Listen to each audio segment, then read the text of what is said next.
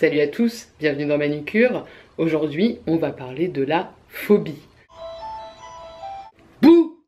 Qu'est-ce que c'est que la phobie? Ces gens étranges qui ont peur de choses complètement irrationnelles. La structure psychique à laquelle moi je me rapporte le plus, c'est la phobie. Je suis quelqu'un de phobique. Mais je ne vais pas parler de ma phobie ou du contenu de ma phobie parce que c'est trop... enfin voilà, on va pas rentrer dans ce genre de détails. Parce que ce qui va nous intéresser, c'est vraiment le mécanisme sous-jacent de la phobie. Après, le contenu en lui-même de l'objet phobique, ça regarde un petit peu chacun. Être phobique, c'est différent de ne pas aimer. Un bon pique-nique à la campagne de la nature. Ah non, j'aime pas, berk, dégueu. Hop, casse-toi. Ou même avoir peur de quelque chose. Ah, mais c'est abominable. Mais attends, mais c'est quoi cet endroit-là? Vas-y, ça fait peur. On n'est pas au stade phobique. La phobie, ça serait plutôt ça.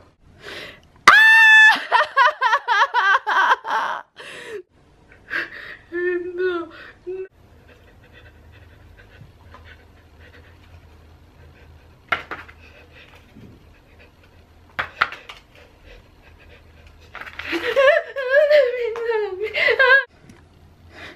Tiens, voilà.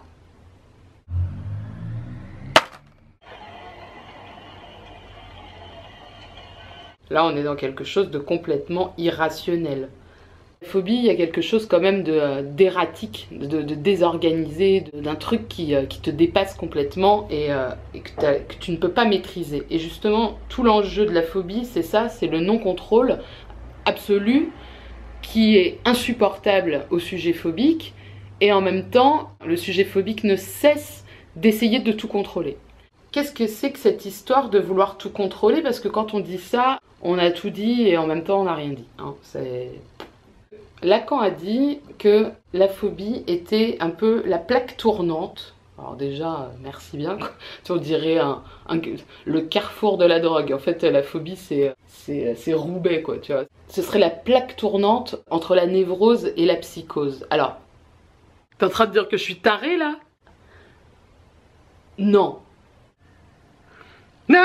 Putain. Il faut se sortir de la tête quand même, psychotique égale pas bien, boue, méchant, asile, dégueu, et névrosé, normal, rigolo, etc.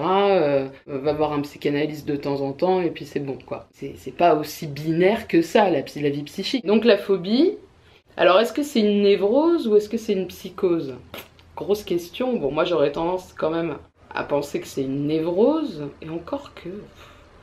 Le moment phobique, vraiment, c'est indéfinissable. Il y a quelque chose de réel vraiment dans la phobie parce que quand Lacan dit c'est un peu au carrefour finalement de la névrose et de la psychose, en fait c'est en lien avec ce qu'on a vu dans la vidéo sur la métaphore paternelle. Je comprends rien de toute façon à ta métaphore paternelle, là t'arrêtes pas d'en parler, on sait pas ce que c'est. Vas-y, va te métaphoriser la face toi-même. En gros, dans la névrose, il y a quelque chose de la castration qui est opérante. C'est-à-dire que ça fonctionne. C'est-à-dire que le sujet, il est castré, il s'est aliéné au langage de l'autre, des parents, etc., de la culture.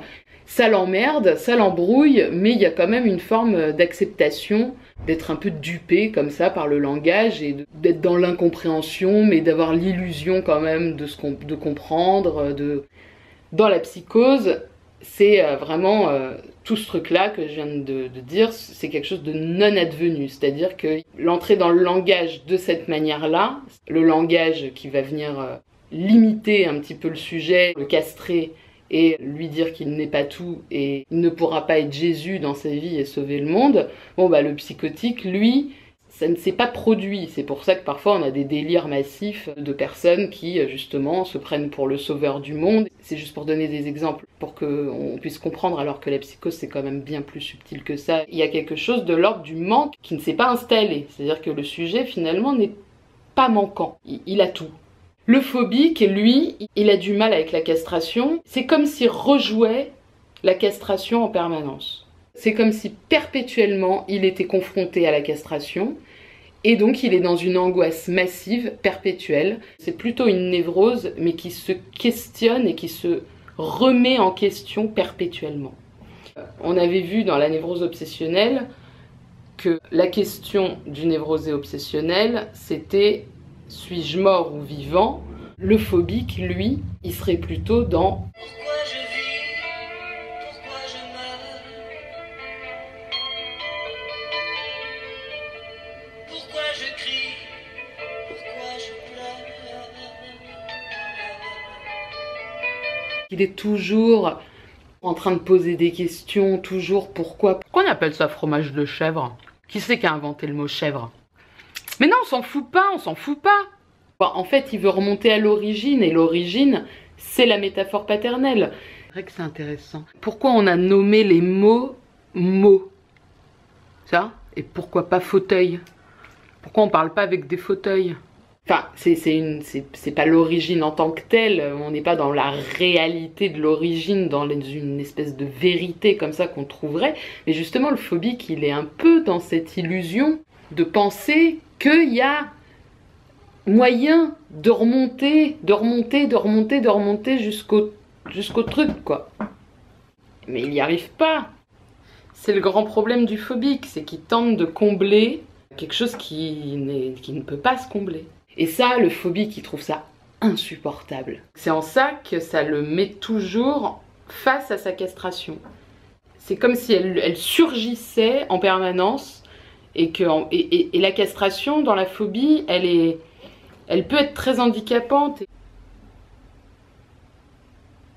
Alors pour gérer ce truc inconscient, comme il peut, parce que sinon ça le met dans des angoisses massives et profondes, le phobique va quand même tenter quelque chose en créant l'objet phobique. L'objet phobique va un petit peu délimiter son angoisse, c'est-à-dire que ça devient un objet à tout faire, ça devient la chose qui va organiser le monde du phobique. Il va tout faire en fonction de son objet phobique. Si tu as la phobie des araignées et que c'est une phobie extrêmement violente, la personne va éviter d'aller à la campagne. Ça va devenir un petit peu le nom donné à la castration du phobique. Voilà. Oui, alors comme j'arrive pas bien à métaphoriser mon paternel, bah du coup je métaphorise toute ma vie avec les araignées. C'est ça que tu es en train de me dire. En même temps, c'est pas faux. Et donc ça va plus se jouer du côté de l'angoisse que du côté du désir. Même si évidemment, derrière l'angoisse, il y a du désir. C'est pour ça que du coup l'objet phobique, c'est un objet qui est hyper ambivalent parce que à la fois la personne c'est sa plus grande horreur, mais elle voit cet objet partout. Vous voyez ce que je veux dire? C'est là où il y a le paradoxe. C'est-à-dire que... Et c'est là où c'est intéressant et c'est là où on voit le lien, je pense, l'ambivalence qu'il y a entre l'amour et la haine, l'angoisse et le désir qu'il y a vis-à-vis de l'objet phobique. Pourquoi tu dis des trucs comme ça? T'es malade? Tu rigoles ou quoi? Un désir pour la... Pourquoi j'aurais un désir pour l'araignée? Alors on s'en fout, c'est pas le... Non, c'est pas l'objet phobique en tant que tel, celui sur lequel s'est portée la phobie, mais si cet objet s'est mis en place, c'est sans doute parce qu'il se rattache à d'autres choses qui sont inconscientes et qui, elles, ces choses-là qui sont enfouies, ont cette charge ambivalente d'amour et de haine, d'angoisse et de désir. Non.